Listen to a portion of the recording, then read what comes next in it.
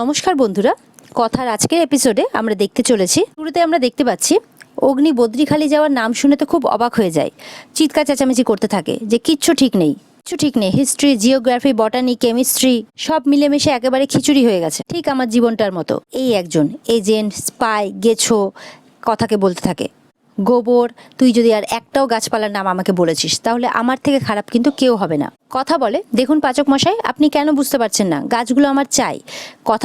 অগ্নি তখন বলে, তুই আর একটাও কথা বলবি না, একদম চুপ করে থাক, আমার জীবনে এবার একটু শান্তি চাই, শান্তি প্লিজ। ছোটকা আবারও ওদের পেছনে লাগতে থাকলে অগ্নি আবারও রেগে যায়, আর আবার একটা গোলযোগ চলতে থাকে সবার মধ্যে। অগ্নি তখন জলের মুখ নিয়ে এসে সবার দিকে তাড়া করলে সবাই পালিয়ে যায় সেখান থেকে।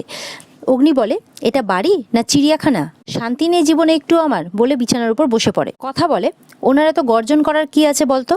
জুনি বলে, তোরই বা গাছ নিয়ে এত বাড়াবাড়ি করার কি আছে বলতো। কথা বলে, তুই বুঝতে পারছিস না, আমার এই গাছগুলো চাই, বিশেষ করে বয়রা গাছটা, বুঝলে সবাই, খালির বয়রা না সারা পৃথিবীতে চায়। আমি জানি যদি ওনার বিদেশি কোনো বন্ধু গাছটা চাইতো তাহলে উনি ঠিক চলে যেতেন। অঙ্কিত বলে, আচ্ছা আচ্ছা ঠিক আছে, এবার একটু ঠান্ডা হও। কে বলে, আচ্ছা ঠিক আছে, আমি যতটুকু বুঝতে পারলাম তুমি বদ্রিখালি যাচ্ছ বয়রার গাছটা আনতে, আর জুনি যাচ্ছে তার মন্দিরটা নিয়ে রিসার্চ করতে, তাই তো? সবাই বলে, হ্যাঁ ঠিক তাই। তোই বলে, তাহলে তোমরা দুজন যাচ্ছ, তার মানে তো ঋতুও যাচ্ছে নিশ্চয়। কথাটা বলে, হ্যাঁ। তখন প্রত্যয় বলে, তাহলে তো আমিও যাব, কারণ আমি একটা পুলিশ, তোমাদেরকে তো একা ছাড়তে পারি না, তিনজনকে তো একা ছাড়তে পারি না। না, প্রত্যয় বলে। ছোটকা বলে, তিনজন মেয়ে একা হয় না, এই নুপুর ডালের কাঁটাটা বের করো তো, ডালের কাঁটাটা নিয়ে এসো তো, তিনজন একা। জুনিরা হাসতে থাকে। এই নিয়ে প্রত্যয় আর ছোটকার মধ্যে কথা চলতে থাকলে তখন কথা বলে, একটু চুপ করো, আমার কাছে একটা বুদ্ধি আছে। কথা বলে, আমি ভাবছি যদি আমরা সবাই মিলে বদ্রিখালি যাই তাহলে কেমন হয়। এটা শুনে তো সবার খুব আনন্দ হয়। ছোটকা বলে, আরে সবাই মিলেই তো যাবো, কিন্তু কথা হচ্ছে অগ্নি যাবে কি। কথা বলে, পাচক মশাইকে রাজি করানোর দায়িত্ব এই কথাকলি গুহর। ছোটকা বলে, ব্যাস তাহলে তো হয়েই গেল। কথা বলে, কিন্তু ছোটকা, কর্তা দিদা আর কর্তা দাদু।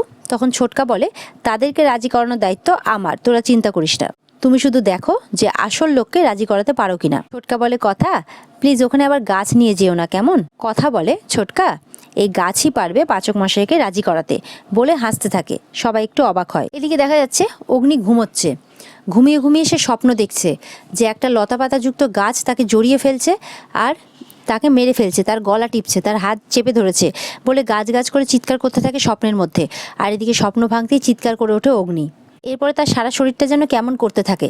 ঠিক সেই মুহূর্তে কথা এসে উপস্থিত কিছু একটা রস নিয়ে, আর সেখানে কাগজে সে লিখেও এনেছে, মুখে না বলে।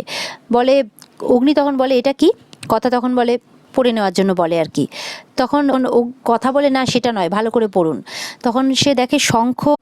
অগ্নি ভালো করে পড়ে, দেখে শঙ্খ পুষ্পের রস লেখা আছে। পড়তে পড়তে তো অগ্নির অবস্থাই খারাপ হয়ে যায়, বলে, ধুত এইসব কিসের জুস, আমি খাই না, তুই নিয়ে যা। কথা খাওয়ার জন্য জোর করতে থাকে। অগ্নি বলে, বললাম তো আমি খাবো না, তুই নিয়ে যা। কথা অগ্নির পেছন পেছন এসে অগ্নির পাশে এসে বসে পড়ে।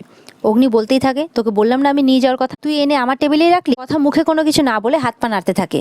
তখন অগ্নি বলে, আরশোলার মতো হাত পা নেড়ে না কোনো লাভ নেই, মুখে বল, আমি কিছু বুঝতে পারছি না। কোনো কথা বলে না। তখন অগ্নি বলে, কথা বলবি না কেন। কথা মনে মনে বলতে থাকে, আমাকে তো কথা বলতে বারণ করা হয়েছে, তাই আমি কোনো কথা বলবো না। এদিকে অগ্নি বলে, কোনোদিন বলবি না। কথা মাথা নেড়ে বলে, না। অগ্নি খুব খুশি হয়ে যায়, বলে, যাক বাবা, বাঁচা গেল, কোনো দিন কথা বলবে না, বলে খুব খুশি হয়ে যায় অগ্নি। এই জীবনে এবার একটু শান্তি পাবো অগ্নি, বলে সারাক্ষণ তো না হলে কানের সামনে চ্যাঁ চ্যাঁ চ্যাঁ চ্যাঁ করতেই থাকে। যাক, তুই যখন কথা বলবি না তাহলে আমি শান্তিতে কাজ করতে পারবো, তাই বুকটা নিয়ে আসি। কথা তো এদিকে মনে মনে হাসছে। অগ্নি তো খুঁজে পায় না, বলে, জানতাম জানতাম এখানে কোনো জিনিস ঠিক মতো থাকবে না, এই আমার নোটবুক আর পেনটা কোথায়। অগ্নি বলে, কথা মনে মনে বলে, নিজেই খুঁজে নিতে পারেন। অগ্নি জিজ্ঞেস করতেই থাকে, কি ব্যাপার, কি হলো, কোথায় বল। কথা বলে, আমি মানে ইশারাতে বলে, আমি জানি না। তখন একটা সুটকেস দেখায় ইশারা করে। অগ্নি বলে, সুটকেসের ভেতর। কথা তারপর টেবিল ইশারা করে। তখন অগ্নি বলে, আমার না আর ভালো লাগছে না এইসব জিনিসপত্র এক জায়গা থেকে আরেক জায়গায় যাওয়া। বলে, দেখো এখন ইশারায় ইশারায় চলতে হবে অগ্নিকে, যার নাম কথা করলি তার মুখে নাই বলি। অগ্নি বলে, এবার কথা বল, দেখ আমি উইথড্র করছি, আমার আর ভালো লাগছে না। তারপরে কথা এমনভাবে জিনিস দেখায় ইশারাতে। তখন অগ্নি বলে, কি, আমি কথা বললে তুই আমাকে কুচি কুচি করে কেটে ফেলবি। জুনি আসে। অগ্নি বলে, ভালো করেছো জুনি, তুমি এসেছো, দেখো আমাকে কি বলছে, আমি কথা বললে নাকি আমাকে কুচি কুচি কুচি কুচি করে কেটে ফেলবে। জুনি অবাক হয়ে যায়, বলে, এইসব কি বলছিস তুই। কথা জুনিকেও ইশারা করতে থাকে। জুনি বলে, আমাকে ইশারা করছিস, কথা কেন বলছিস না, তুই কথা বলবি না, কিন্তু কেন। কথা তখন অগ্নির দিকে ইশারা করে দেখায়। অগ্নি বলে, আমি কি করেছি। তখন কথা জুনিকে ইশারা করে বলে। তখন জুনি বুঝতে পারে, বলে, ও অগ্নিতা বলেছিল তোকে চুপ করে থাকতে। অগ্নি বলে, ওটা তো রাগের মাথায় বলেছিলাম। জুনি বলে, রাগের মাথায় বলেছিল, ছেড়ে দে না। কথা তখন বলে, তাহলে একটা শর্ত মানতে হবে। জুনি বলে, শর্ত? উনি বলে শর্ত মানবো তো, আমি তো মানবো। মুখটা খুলতে যাবে, আবারও বলে ইশারাতে, আরেকবার বলে যে যদি উনি শর্ত মানেন তবেই উনি মুখ খুলবেন, মানে কথা। তো শর্তের কথা না শুনেই হ্যাঁ বলে দেয় যে আমি মানবো। কথা তখন কোনো কথা না বলে বোর্ডে লিখে দেখায় যে বদ্রিখালি যেতে হবে। অগ্নি অবাক হয়ে যায়। উনি বলে ও আবার বদ্রিখালি, সেই গাছপালা আনতে? আমি যাব না, একদমই যাব না। তখন কথাকে বলে তুমি যতই সাইলেন্ট মুড থেকে ভাইব্রেশন মুড হয়ে যাও, আমি কিন্তু যাব না। জুনি বলে না না, সেই কারণটা নয়, অ্যাকচুয়ালি আমি একটা পেপার লিখছি আর সেই কারণে বদ্রিখালি যাব বলে ঠিক করেছি, তাই কথাও যাবে আর ও ওখান থেকে ওর পছন্দের গাছপালাগুলো নিয়ে নেবে। জুনি তখন সবার যাওয়ার কথা বলে। অগ্নি বলে ও সবাই যাবে, তার মানে বুঝতে পেরেছি তোমরা একটা ট্রিপ প্ল্যান করে ফেলেছো অলরেডি। আমাকে এই ট্রিপে নিয়ে যাওয়ার জন্য এই সব যত সব স্কিম করা হচ্ছে। কথা বলে আপনি কিন্তু আপনার মত পরিবর্তন করতে পারবেন না, কারণ আপনি বলেছেন আপনি আমার সব কথা মানবেন। তখন অগ্নি সাইলেন্ট হয়ে যায় আর ইশারাতে কথা বলতে থাকে যে আমি যাব না। কথা বলে আমাকে কিন্তু নকল করা যাবে না। অগ্নি কিছুতেই শোনে না, সাইলেন্ট মুডেই কথা বলতে থাকে ইশারাতে। তখন জুনিকে দিয়ে ব্ল্যাকমেল করতে থাকে।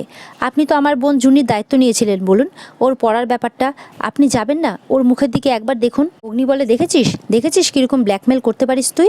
ভাবা যাচ্ছে না এটা কিরকম স্কিম করতে পারে। বলে তুমি হাসছো জুনি?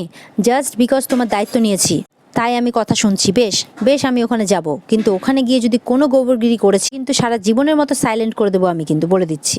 পেছনে কথা আর জুনি তো হাসতেই থাকে। খুব আনন্দ হয় তাদের যে তারা রাজি করিয়ে ফেলেছে। সামনে একটা বিশাল বড় সুটকেস এনে দেয়।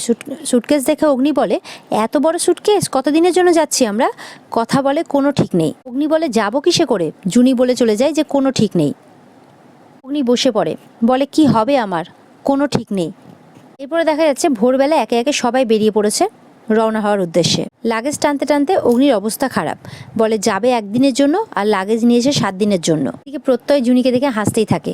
অঙ্কিত আসে, বলে এখানে দাঁড়িয়ে না হেসে এবার গাড়িতে ওঠ।